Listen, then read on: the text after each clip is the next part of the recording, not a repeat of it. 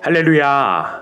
오늘 우리가 함께 읽고 묵상할 말씀은 시편 80편 1절에서 19절까지 말씀입니다. 요셉을 양떼같이 인도하시는 이스라엘의 목자여 귀를 기울이소서. 그룹 사이에 좌정하신 이여 빛을 비추소서. 에브라임과 베냐민과 므낫세 앞에서 주의 능력을 나타내사 우리를 구원하러 오소서. 하나님이여 우리를 돌이키시고 주의 얼굴 빛을 비추사 우리가 구원을 얻게 하소서. 만군의 하나님 여호와여 주의 백성의 기도에 대하여 어느 때까지 노하시리이까? 주께서 그들에게 눈물의 양식을 먹이시며 많은 눈물을 마시게 하셨나이다. 우리를 우리 이웃에게 다툼거리가 되게 하시니 우리 원수들이 서로 비웃나이다. 만군의 하나님이여 우리를 회복하여 주시고 주의 얼굴의 광채를 비추사 우리가 구원을 얻게 하소서. 주께서 한 포도나무를 애굽에서 가져다가 민족들을 쫓아내시고 그것을 심으셨나이다.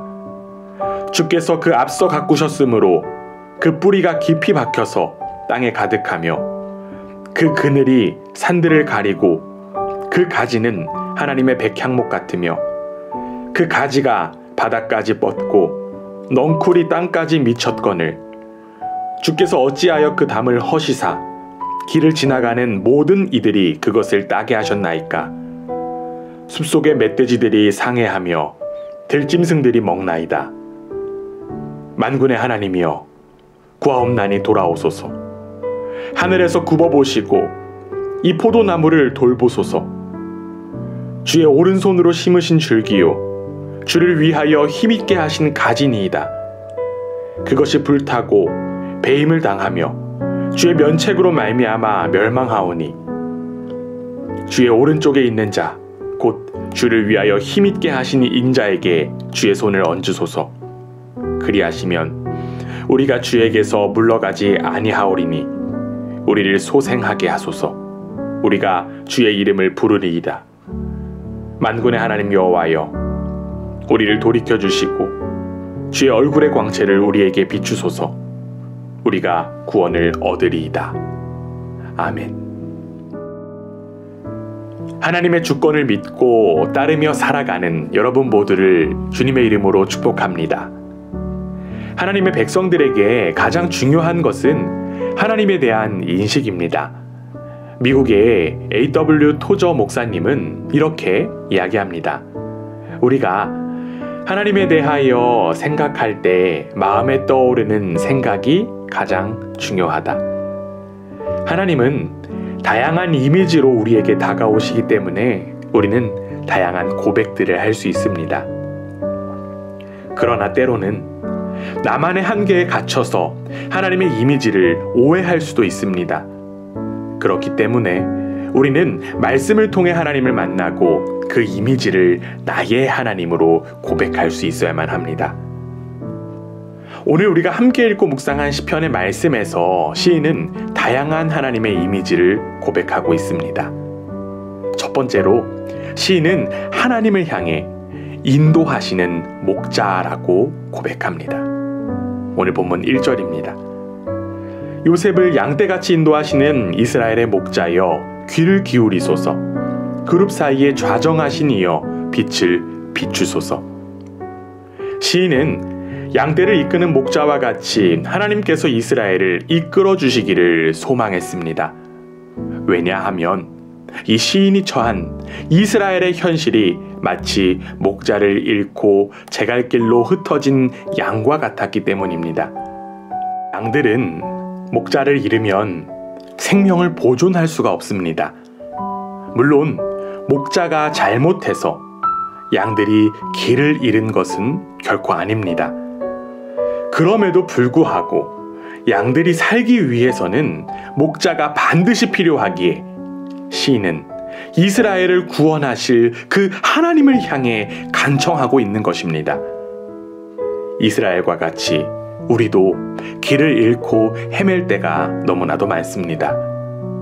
목자이신 하나님의 인도하심 없이 제멋대로 살다가 길을 잃은 우리가 해야 할 것, 바로 이 시인의 고백인 줄 믿습니다. 오늘 본문 3절입니다. 하나님이여 우리를 돌이키시고 주의 얼굴빛을 비추사 우리가 구원을 얻게 하소서. 두 번째로 시인은 하나님을 향해 길러주시는 농부라고 고백합니다. 오늘 본문 8절입니다. 주께서 한 포도나무를 애굽에서 가져다가 민족들을 쫓아내시고 그것을 심으셨나이다. 시인은 이스라엘을 포도나무에 비유하면서 농부이신 하나님이 이스라엘을 이집트에서 가져다가 민족들을 쫓아내시고 심고 가꾸셔서 그 뿌리가 깊이 땅에 박혀 가득해졌고 그 그늘이 산들을 가리고 그 가지는 백향목들을 덮을 정도였다라고 고백합니다. 포도나무인 이스라엘은 농부이신 하나님의 은혜로 크나큰 영광을 누렸습니다. 그러나 안타깝게도 현재 그들이 처한 현실은 그러하지 못했습니다. 그들은 주인을 배신하였고 바알신이 자신들의 농부인 양 착각했습니다. 그러자 이스라엘이 처한 현실은 절망 그 자체가 되고 만 것입니다. 더 이상 하나님의 보호를 받지 못하게 되니 13절에서 표현한 것처럼 멧돼지라고 하는 이 단어로 표현한 원수들이 그들을 먹어 치우게 된 것입니다. 결국 포도원인 이스라엘은 초토화되어 버렸습니다. 이에 시인은 하나님을 향해 이렇게 호소합니다. 14절입니다. 만군의 하나님이여 구하옵나니 돌아오소서. 하늘에서 굽어보시고 이 포도나무를 돌보소서. 시인의 절박함과 간절함이 느껴집니다. 그리고 이러한 절박함과 간절함이 하나님을 향한 우리의 고백이 되기를 원합니다. 하나님만이 우리를 살리시고 하나님만이 우리를 키우시는 분이십니다. 우리가 하나님 안에 있을 때 우리는 제대로 열매 맺는 풍성한 삶을 살아가게 될 줄 믿습니다. 세 번째로 시는 하나님을 향해 싸워주시는 대장으로 고백합니다. 특별히 시인은 3절에서 하나님, 7절에서는 만군의 하나님, 19절에서는 만군의 하나님 여호와로 하나님의 이름을 확장시켜서 고백함을 확인할 수 있습니다. 이스라엘을 위해 싸워주시는 대장이신 하나님을 향한 간절함이 더욱더 커지는 고백인 것입니다. 이스라엘에게는 에돔, 모압, 암몬 등의 대적들이 항상 그들을 침략하기 위해 호시탐탐 노리고 있었습니다. 그들은 이스라엘을 두고 경쟁하며 싸우고 있었습니다. 이러한 현실의 고통도 있었지만 시인은 그들의 비웃음과 멸시를 더욱 견디기 힘들었다라고 고백합니다. 하나님을 향한 시인의 간절함이 커지는 것처럼 현실의 고통도 더욱더 커져만 갔을 것입니다. 이러한 암담한 현실 속에서 시인은 만군의 하나님을 향해 간절하게 부르짖을 수밖에 없었습니다. 본문 7절입니다. 만군의 하나님이여 우리를 회복하여 주시고 주의 얼굴의 광채를 비추사 우리가 구원을 얻게 하소서. 이스라엘의 대적이 아무리 강하여도 결국 모두 하나님의 발 아래 있을 뿐입니다.